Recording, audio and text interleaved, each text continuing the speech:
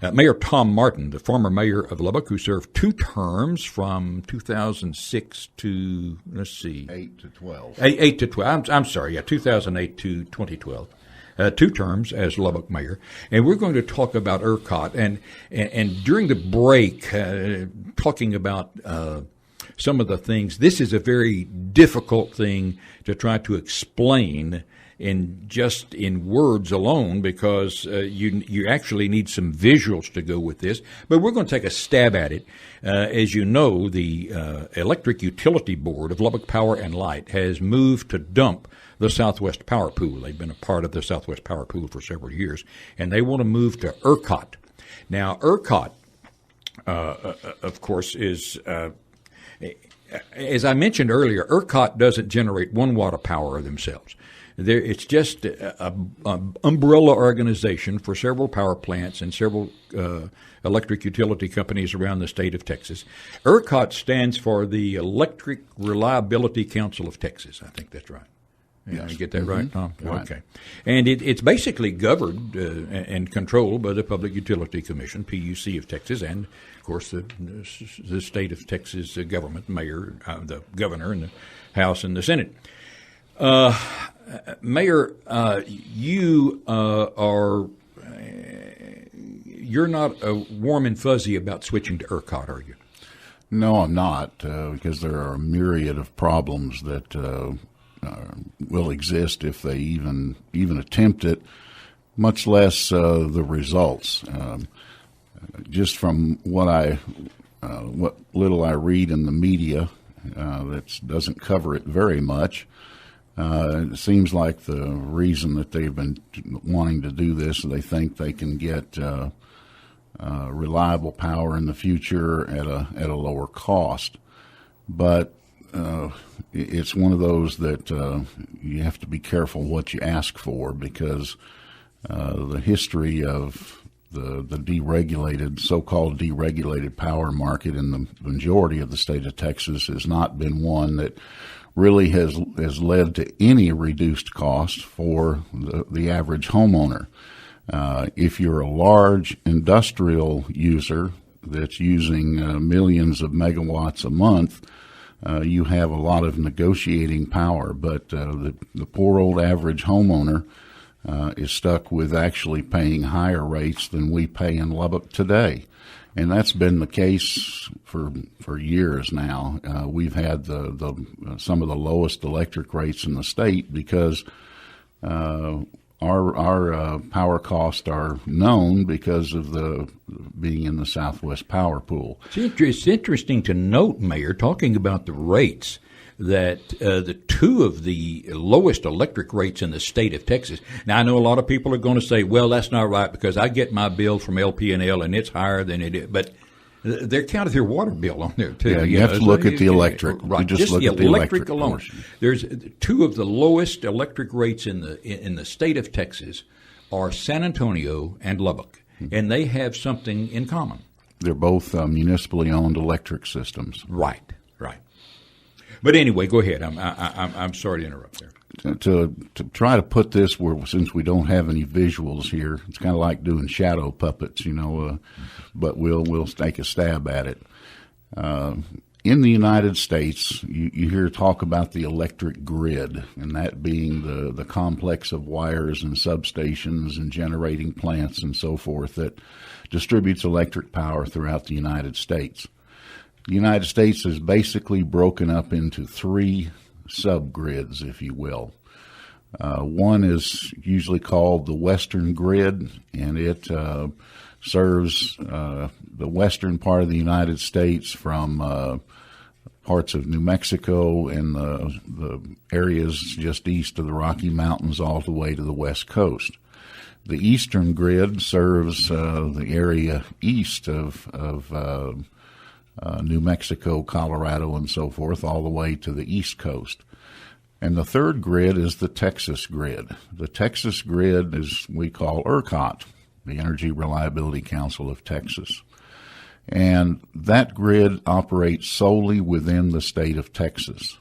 And that's a key feature because under the United States Constitution, Article 1, Section 8 of the Constitution, Congress has the authority to pass laws to regulate interstate commerce, meaning commerce that moves between states or across international boundaries. And they do that in the power business with a federal agency called the Federal Energy Regulatory Commission, or FERC as it's abbreviated. And FERC regulates the western and the eastern power grids. Interestingly, there's a place where those two grids meet, and it's one of the most strategic targets if terrorists were looking at trying to bring this country down, and it's located just outside Portales, New Mexico, of all places, where the two grids meet. But FERC has no authority over the ERCOT or the Texas grid because it's solely within the state of Texas. Therefore, it's an intrastate commerce, and it's subject only to regulation by the state of Texas through the Public Utility Commission. Now, the Texas grid doesn't cover the entire state of Texas. There are 4 leave-outs, and they're basically at what you would call the periphery of the state. The first leave-out is in the El Paso area, at the far west tip of the state. Is not in ERCOT. It's in the Western Power Grid, and it's regulated by FERC. You have the northeast leave-out around Texarkana. Is also not in ERCOT, and it's part of the Southwest Power Pool. Then you have the southeast leave-out, which is from the Louisiana border over to around Beaumont, and that's in the Southwest Power Pool also, and is subject to regulation by FERC. The fourth leave-out is the northwest leave-out, and that's basically everything on top of the caprock. Now, it's not exactly that, but for all intents and purposes, since we're on the caprock, we're in the Southwest Power Pool, which is regulated by FERC. It's an interstate commerce. If you move south of us about 50 miles, as you're going down off the caprock to the south, you all of a sudden then switch over to ERCOT.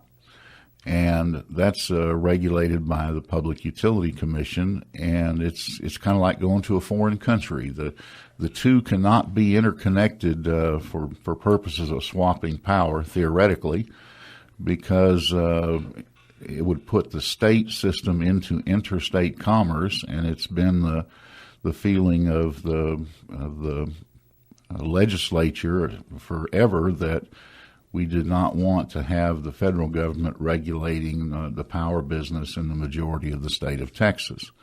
The reason those leave-outs were left is they were right up to the edge of where ERCOT's service territory would be.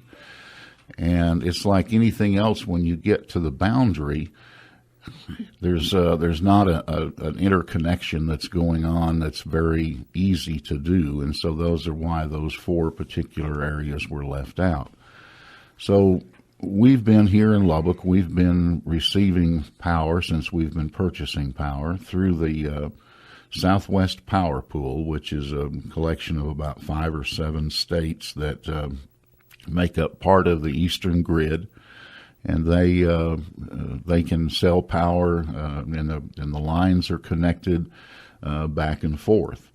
You would have one power company would be the incumbent company to have service to homes and businesses, but the supply of bulk power can either be done by the incumbent company, or power can be purchased from other companies on the Southwest Power Pool. And so we've been part of that, and we're at the far south boundary, if you will, of the Southwest Power Pool. The talk that's been going on was that with the problems we've had in our dealings with XL Energy, as far as a future long-term wholesale power contract, that we would be better served moving everything that we have here in Lubbock to the ERCOT grid. And let's put this in perspective. We're sitting 50 miles basically north of where the ERCOT area ends. So even if we could make the switch, you've got 50 miles that you have to run power lines to serve the Lubbock area. Number two is you can't just run one line. You have to run multiple lines. It's like the wholesale power that we purchase for Lubbock Power and Light. There are 4 interconnects that come into the city, one basically in the northeast, southeast, southwest, and northwest. And the reason is very simple. If you lose one, you can still function. If you lose 2, you can still function. If you lose a third one, you'd have some cutbacks in power, and if you lost all 4, you would have no power. The chances of losing all 4, other than some intentional act on somebody's part, would be very, very negligible. But it's certainly not out of the realm of losing one of those feeds, because we have tornadoes in this area that could literally take out a substation, could take out the major lines and so forth. Not to mention windstorms, ice storms. Sure. So you want to have redundancy built into the system. The other thing is we're not the only power company on the southern periphery of the Southwest Power Pool. XL Energy still operates in this area, in the rural areas outside of Lubbock. The South Plains Electric Cooperative still operates in the rural areas, and even a lot of small cities that they provide power. They also operate in Lubbock. In Lubbock, that's right. Right. About 20% of people that live in Lubbock are on the South co-op. Plains Electric Co-op. Mm-hmm. And then you have Linegar Electric. There are a number of other co-ops, so we're not the only power user. And the cost of building the infrastructure to change over is going to be very, very expensive. You know what bothers me about that, Tom, is I've talked to some city officials, and I ask them, what's the interconnect going to cost? And they start talking to me about an abandoned line which came out of Odessa from those 2 failed power plants there, and we can use it, and the interconnect is, and we don't really know exactly what the interconnect is going to cost, which really kind of bothers me, because I can all but promise you that they know exactly to the nickel what the interconnect is going to cost. Yes, and even if that old abandoned line coming up from Odessa, which I'm not sure is usable in the first place, but even if that exists, okay, what do you do about the redundancy? So suffice it to say, you're talking in the tens, if not hundreds of millions of dollars. And by the way, you know who ends up paying that cost. It'll be us ratepayers that pay a bill at our home, and businesses and so forth. I think he's signaling we have to go to commercial. Yeah. That's who's going to be paying those additional costs. The irony is in today's market, there is a lot of surplus power available on the Southwest Power Pool. Certainly. That we could purchase at a very low rate and have long-term power without having to go through this massive expenditure of trying to basically change countries. Right. Well, we're going to take a break, and when we get back, we're going to talk about some of the rates around the Lone Star State of Texas. We're going to talk about what you pay here in Lubbock, and we're going to talk about what the people in, say, Dallas and Houston pay for 1,000 kilowatt hours of electric power. All that and more, and Robert Pratt coming up at 9:35 to talk about the repubs up in Cleveland. All of that and more here on the Chad Hasty Program. We'll be back. Welcome back, everybody, to the Chad Hasty Program. I'm Paul R. Beane, and I'm in for Chad today. We've got former Lubbock Mayor Tom Martin in studio with us today, and we've been talking about ERCOT, which we think is a mistake in Lubbock. Both he and I agree on this, because there's just the general public, the current LP&L customers, have been given little or no information about what's going to happen when LP&L switches from the Southwest Power Pool to ERCOT. Now, some of the questions that they have not answered: will the current generating facilities at LP&L, such as the Holly Avenue station, the Municipal Hill, will they all be available in case of something? Will there be some type of interconnect there for the city, for some of the customers? And by the way, the fact what the Electric Utility Board and some members on the City Council keep trying to sell the citizens of Lubbock is that in 2019, XL Energy is gone and they're not going to provide any power. That's absolutely not the truth. There is a contract in place until the year 2045 for LP&L to receive power from XL Energy that XL Energy was supplying prior to the buyout of XL Energy to LP&L. Straighten that out for me, Mayor. Well, the load that XL used to serve here at the time that we purchased the rest of their system in Lubbock, I believe it's 170 megawatts of power that they have to provide during every year up until 2045. And that's, except for real high loads during the summer, is probably anywhere from 20 to maybe down to 15% of our total power. So we will be purchasing power at the rates we're paying with our current contract on this amount of power up through 2045. So, XL, it's been very difficult. It was when we were in office to be able to negotiate with them for a continuation of the entire full needs contract. Right. But there are other options within the Southwest Power Pool today that we didn't have, that there's a lot more power available, and I believe we could purchase that without having to spend hundreds of millions, maybe even $1 billion of trying to switch over to ERCOT. And the final thing is, I'm not sure ERCOT wants this up here. Absolutely. This is the Chad Hasty Program. I'm Paul R. Beane, and we'll be back. Good morning, everybody, and welcome back to the Chad Hasty Program. I'm Paul R. Beane, and in studio with me is former Lubbock Mayor Tom Martin, who served on the City Council previous to being elected to the mayor's job, and as mayor was the main negotiator for the purchase of the facilities and the load that XL Energy, or Southwestern Public Services, it's still more commonly known, despite the fact that it's not their name anymore, that was purchased for about $87 million by LP&L. We bought, 45% of the load for 25% of the customers, or something in that ballpark. But regardless, we've had a call from Matt Rose. Now, Matt Rose is the Public Information Officer for Lubbock Power and Light, and he wanted to make some points this morning. Matt, good morning. Welcome to the Chad Hasty Program, and the microphone is yours. Hey, well, thanks for letting me come on this morning. I know you guys have had kind of a long conversation about ERCOT and our, what we've called our 2019 solution decision. But a couple of things I wanted to run over, because I know some of the areas of concern that y'all expressed this morning had to do with the cost of this project, the reliability of ERCOT, the pricing in both markets, and then kind of an overall idea of what drove us to make this decision to join the ERCOT market, given where we are today, hooked into the Southwest Power Pool.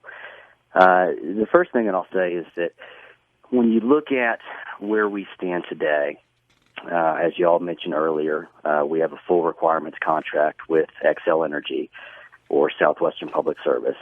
That contract, in terms of being a full requirements contract, expires in June 1st of 2019. There is a partial requirements contract, which you referred to, that covers 170 megawatts that will run for 25 years after 2019, so it'll end in 2043. That partial requirements contract will cover about 30% of our load currently. The portion of our load that we are looking to move into ERCOT comes to approximately 70% of our load.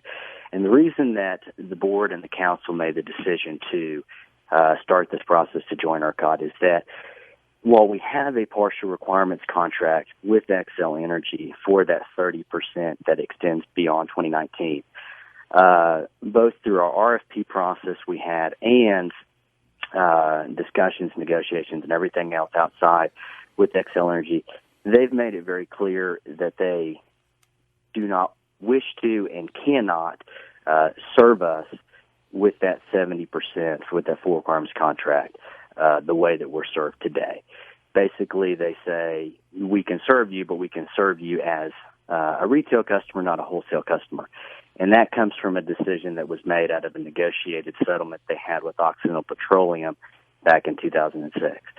So, with the inability to receive service or a contract similar to what we have right now with Xcel Energy, because of the way the Southwest Power Pool is set up, we really only have one other provider in this region that can directly provide us with power, and that is Golden Spread. And Golden Spread is a great organization, but they don't have the capability to serve us with the magnitude that is Lubbock and that 70%.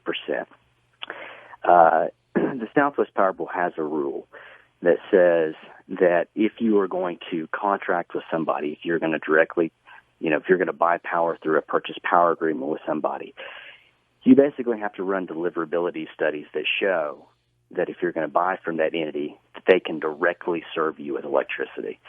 So the electrons they produce in their power plant have to be electrons that come to you. And absent of that, you have to pay what are called deliverability fees, and those are very pricey.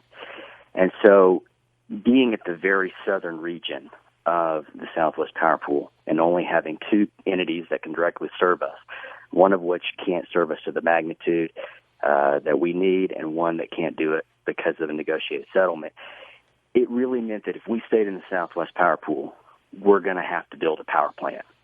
And there are pros and cons to that, for sure. But one of the things that this council looked at very closely is the amount of debt that we currently have here in Lubbock. And if we were to build a power plant, that would cost us anywhere from $350 to $700 million. So when we looked at all of the solutions that we got in, all of the requests that we got into the RFP that we put out there, by design it was very open-ended, which meant that we could have proposals from both ERCOT and SPP.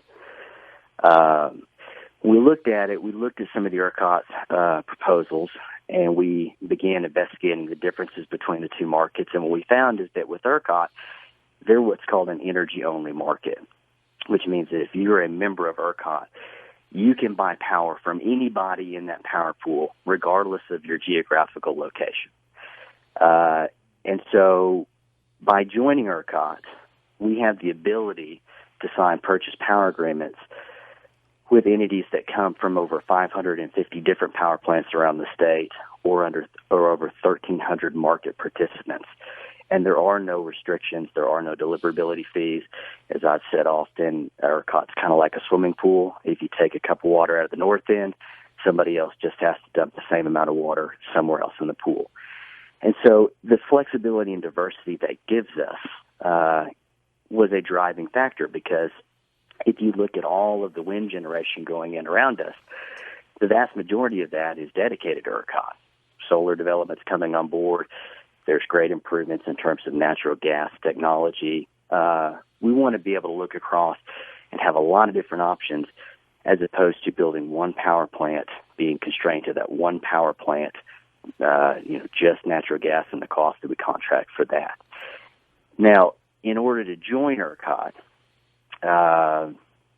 what we will have to do is we will have to build transmission lines. We did a comprehensive transmission study this past fall. ERCOT just finished with their end of that study. The preferred option that's been put out there to the Public Utility Commission is an option that builds 3 transmission lines. And really, where ERCOT stands today, because of these transmission lines that have been built into this region of the state,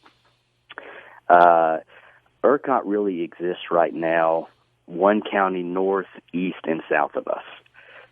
There's a horseshoe that goes around Lubbock County because ERCOT extends up just south of Amarillo. And so our preferred solution in terms of building the transmission lines to join ERCOT is to build 3 lines, north, east, and south, that connect into this grid. And the cost of that project is estimated to be $364 million.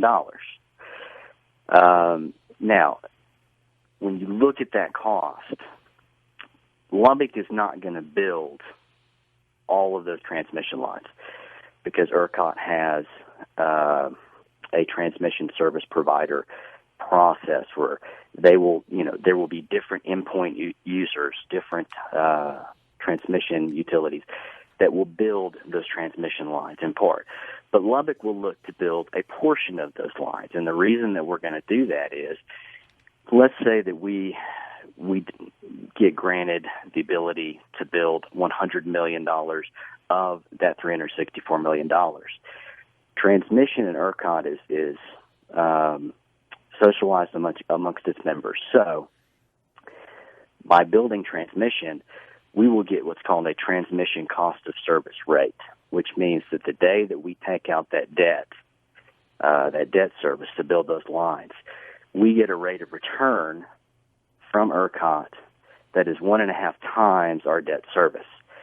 And that continues in perpetuity even after that debt's paid off. So we'll get a rate of return that's higher than our debt service payment as we pay off that debt, and then we get that additional revenue that we can put towards rate reduction or rate stabilization. And so when you look at it that way and say, okay, there is a cost to build those transmission lines, you can look at it and say there is, but because of that rate of return, it's a good investment. Whereas if you build a power plant, again, you're stuck to that one facility. If something happens to that facility, you're in trouble, and you certainly don't get the revenue return back from that. So that's a quick snapshot, and I know there were other topics that were covered, so I'd be happy to answer any questions. Let me ask you this. Sure. Over the past couple of years, ERCOT has had many close calls on rolling blackouts across the state. Yes, sir. One of the greatest occurred on Monday, January 6th, back in 2014, not Yes, sir. during the heavy load of the summer, but during the ice storms of the winter, when Dan Woodfin, the Director of Systems Operation for ERCOT, said that we came within a hair's breadth of a rolling blackout that would have affected the entire ERCOT system. Does that not raise some concerns? Because, as you know, there's no new power plants being built in the state of Texas at this time, other than some smaller utilities which are building some diesel-powered power plants like they did up north of Abernathy there at Tuco.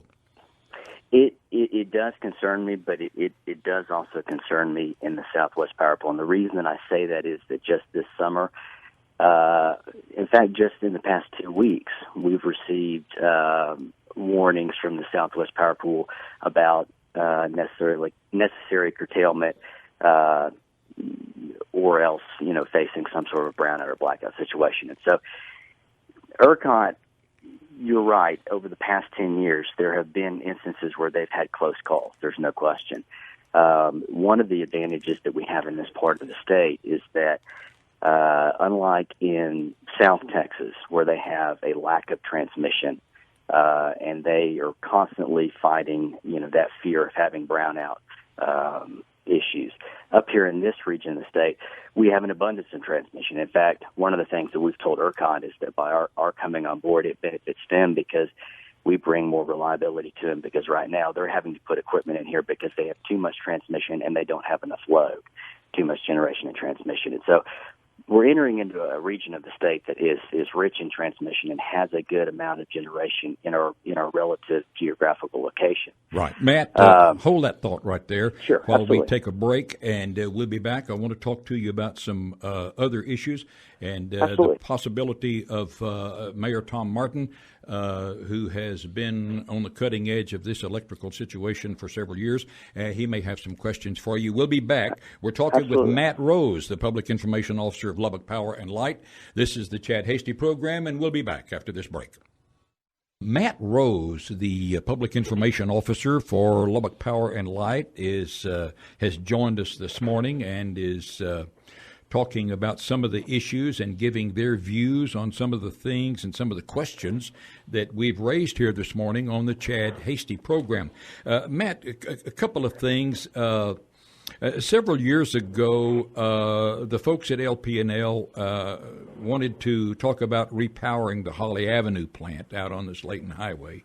I refuse it to call it by its official name, and also address the $99 million lawsuit that is being talked about being filed against LP&L by leaving the Southwest Power Pool by XL. And another issue, let's talk about rates. I know that you're in the middle of a study to talk about how rates will impact ratepayers in Lubbock. And I find it interesting that in Lubbock right now we're paying, $95, $96 or something for 1,000 kilowatt hours. And people in Dallas and Houston are paying $130. And that's generally the case downstate.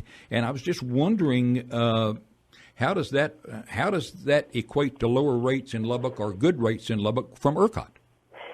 Sure. And I'll start off by stepping backwards just a second, because before the break, the mayor had asked about generation and lack thereof in ERCOT, and I wanted to flesh that out just for a second to say that the difference between Southwest Power Pool and ERCOT in terms of how they bring on board generation, because Southwest Power Pool is a very vertically integrated company, they do have a lot of generation. To date, they have about a 35% reserve margin in terms of generation. That's actually quite a bit, and our ratepayers pay quite a bit in capacity charges because of that. ERCOT is, because it's an energy-only market, they don't have as large of a generation margin. But the way that they do it is that when they take a 10-year outlook, and what they try to do is they try to have in years 1 through 4 at least 23 to 25% reserve margin, and then years 5 through 10 have that back down into the 15 to 18% margin range. And really they do that because they want to incentivize building of generation in the out years. They don't want to get so heavily laden in generation that folks don't want to build going forward. So right now there's about 16,000 megawatts of generation that is currently under review, and they have about 61,000 megawatts of generation that have been put in but are not currently being reviewed. And so what they'll do is they'll go through and they'll review and they'll bring on board generation, but they'll stage it out over a 10-year period so that, in the out years you have a drive for folks to, want to build generation. In terms of the Cook plant out there, we had we did a long-term resource adequacy study back in 2014. And in that study, we had looked at the Cook plant, and they'd actually, asked that because of the aging of those plants, we were actually looking at retiring some of those units. What we're currently looking at is that moving over to ERCOT, we may convert some of those units that are out there at the Holly plant, as you put it. We're looking at maybe converting some of those units over to what's called synchronous condensers, and that's something that we would do to help stability in this region of the ERCOT system. The $88.7 million filing that XL Energy put in at FERC, basically their rationale for doing that is they say that, we have been a customer of XL Energy for 30 years. And because of that, they have built out their system over the past 30 years with Lubbock in the planning model. And if we leave the Southwest Power Pool, then they feel like we should pay them for the transmission facilities that they have built over the past 30 years. What they leave out is that every single month, Lubbock ratepayers pay them for those transmission facilities. And so if you take just the length of the contract we've had with them, 2004 until the present day, Lubbock ratepayers have paid XL Energy over $135 million for those facilities that they've put in, and will continue to pay them until 2019. And for that 30% partial requirements contract that stays for the next 25 years, will pay a certain portion through that. And so essentially what they're asking is that Lubbock ratepayers repay them for facilities that we've already paid for 10 times over. And so it obviously gets a lot more complicated than that when you're putting in before FERC.